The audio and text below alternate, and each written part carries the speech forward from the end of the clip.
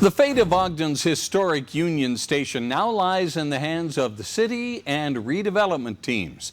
Plans to develop the 8.6 acres of land the city purchased in December are in discussion. And tonight, the community was invited to listen and voice their opinions. Fox 13 News reporter Lucy Nelson has that story.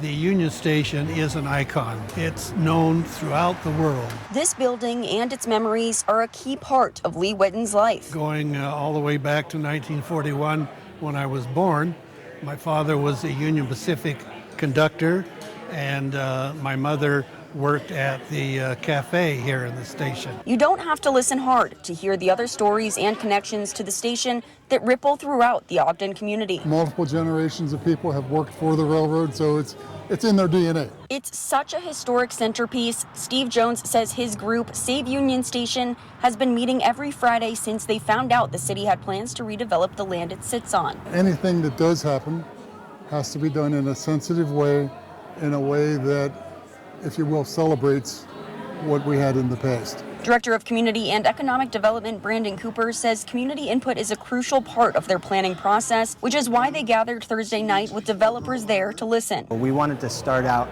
at the very beginning of our development planning with getting community engagement, with getting an understanding of what is important to them. He says history is at the forefront of their ideas. We don't want to sell out the history of Ogden. We want to leverage it. We want to expand it. We want to expose more people to it. Cooper says it's too early to know what that expansion may include, but whatever it is, Whitten hopes it doesn't overshadow the building. I know there's interest in developing commercial establishments, possibly housing, that sort of thing.